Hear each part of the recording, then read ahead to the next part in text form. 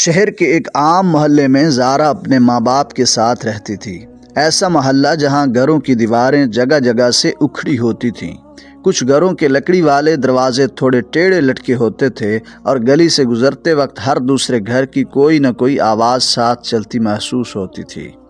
زارا کا گھر بھی انہی میں سے ایک تھا۔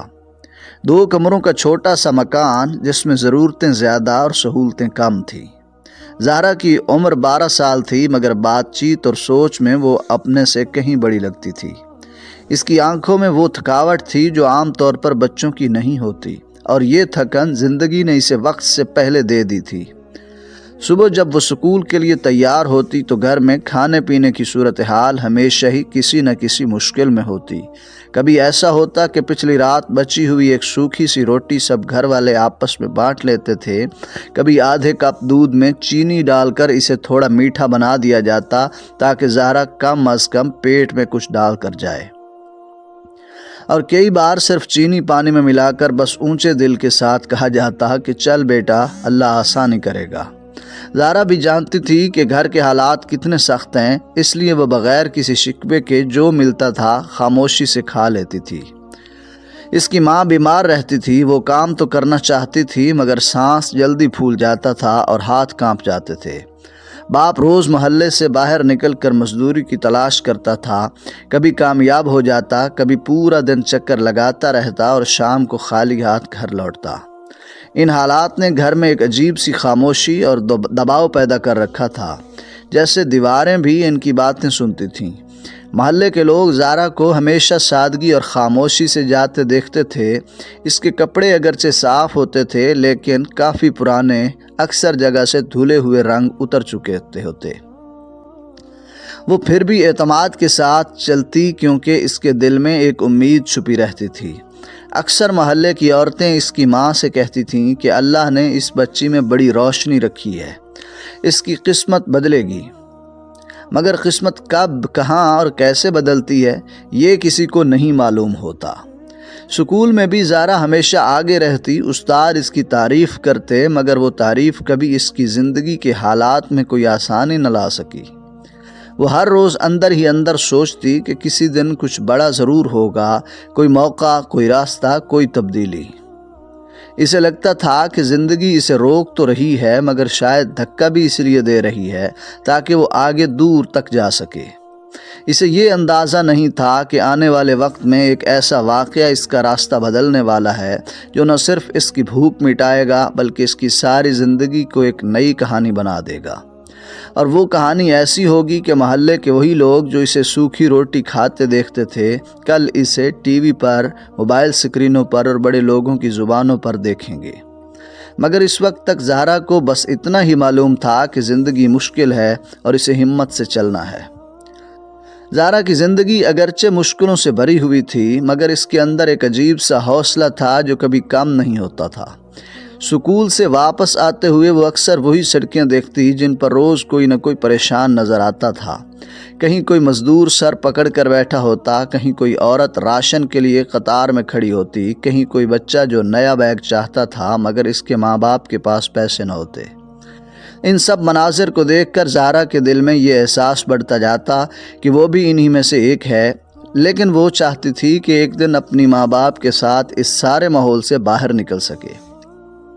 سکول کے بعد وہ گھر آ کر اپنی ماں کے ساتھ روزمرہ کے چھوٹے موٹے کام بھی کرتی تھی۔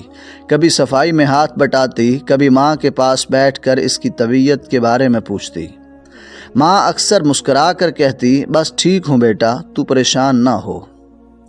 مگر زارا جانتی تھی کہ یہ مسکراہٹ بس اسے ہمت دینے کے لیے ہوتی ہے۔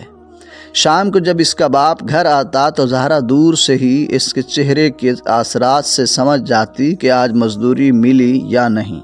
اگر اس کے ہاتھ میں کسی تھیلی کا وزن تھوڑا سا بھی محسوس ہوتا تو زہرا کے دل میں امید جاگ جاتی کہ آج شاید گھر میں سالن بھی پک جائے۔ لیکن جب اس کا باپ خاموشی سے آ کر چارپائی پر بیٹھ جاتا اور جیب سے پسینے میں بھیگا ہوا رومال نکال کر رکھ دیتا تو زارا سمجھ جاتی کہ آج بھی کچھ نہیں ملا۔ اس کے باپ کی آنکھوں میں کبھی کبھی ایک ڈر سا بھی ہوتا، جیسے اسے اپنے گھر والوں کے سامنے شرمندگی محسوس ہوتی ہو۔ محلے کے کچھ لوگ ایسے بھی تھے جو زہرا کے باپ کو کام ملنے کی دعا کرتے تھے، مگر دعا ہر دن نتیجہ نہیں دیتی تھی۔ زہرا اکثر اپنے باپ کے پاس بیٹھ کر کہتی، ابو فکر نہ کریں، میں پڑھوں گی، میں کچھ بنوں گی، پھر سب ٹھیک ہو جائے گا۔ اور اس کا باپ اس کے بال سہلا کر بس اتنا کہتا، اللہ کرے بیٹا، اللہ کرے۔ زہرا کے اندر ایک عجیب سی آگ تھی، جیسے وہ دنیا کو یہ ثابت کر دینا چاہتی ہو کہ غربت انسان کی قسمت ضرور لکھ دیتی ہے، مگر اس قسمت کو ختم نہیں کرتی۔ وہ ہر رات سوتے وقت خاموشی سے دیوار کو دیکھتے ہوئے اپنے مستقبل کے بارے میں سوچتی، جیسے کسی نے اس کے دل میں ایک چھوٹا سا چراغ رکھ دیا ہو۔ اس چراغ میں وہ خود کو کسی بڑی جگہ پر دیکھتی، کسی بڑے سٹیج پر یا کسی اہم کام میں، مگر اسے ابھی پتہ نہیں تھا کہ یہ چیز کیسے ہوگی۔ وہ صرف اتنا جانتی تھی کہ اللہ محنت کا جواب ضرور دیتا ہے۔ ایک دن سکول میں اس کے ٹیچر نے ایک مقابلے کا اعلان کیا، جس میں بچوں کو اپنی آواز، اپنا ہنر یا کوئی بھی صلاحیت دکھانی تھی۔ زہرا کے دل میں جیسے بجلی سی دوڑی، اسے لگا شاید یہ موقع اس کے لیے ہی آیا ہے، مگر وہ فوراً ہی اس کے ذہن میں گھر کی حالت، اپنی کمزور آواز اور اپنے سادہ کپڑے آ گئے۔ وہ سوچ میں پڑ گئی کہ ایسے مقابلے میں وہ کہاں فٹ ہوتی ہے۔ شام کو جب وہ گھر آئی تو اس نے ماں کو یہ بات بتائی۔ ماں نے اس کی بات سنی اور تھوڑی دیر سوچ کر کہا، بیٹا اگر دل کہتا ہے تو کر، اللہ آسانی کرے گا۔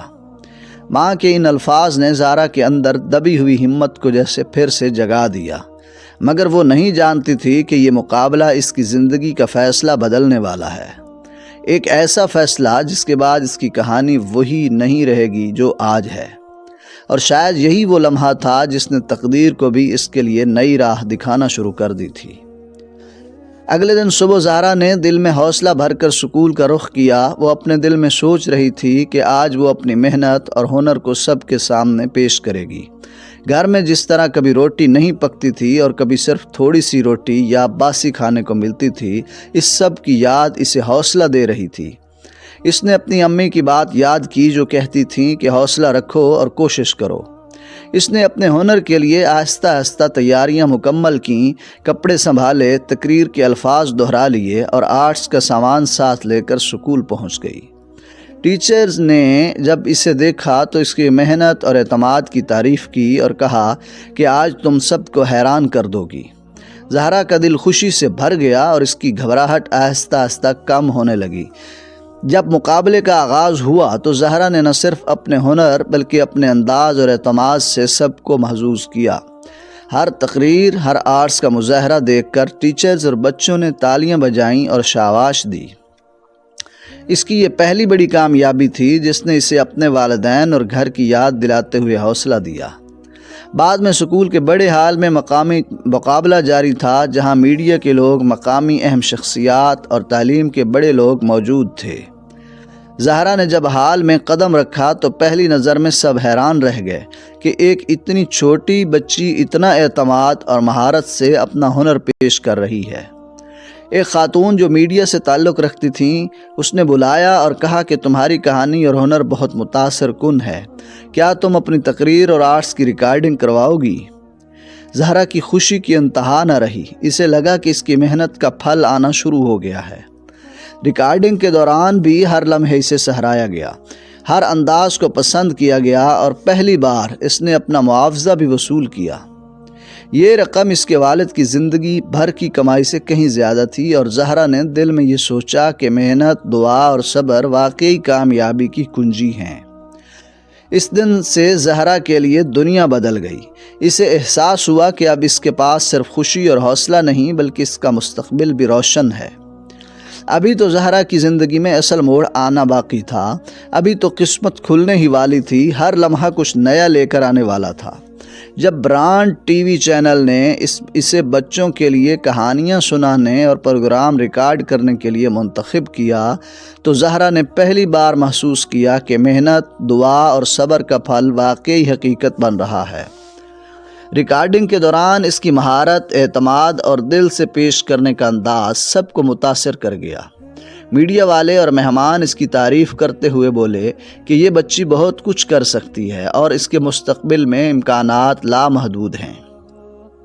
زہرا کے والدین کی خوشی بے انتہا تھی، ان کی دعاؤں کا اثر صاف نظر آ رہا تھا۔ اب زہرا بڑے محلے میں رہتی، گاڑیوں میں گھومتی اور ہر ماہ اتنی رقم کماتی جس کا والد نے زندگی بھر خواب بھی نہ دیکھا تھا۔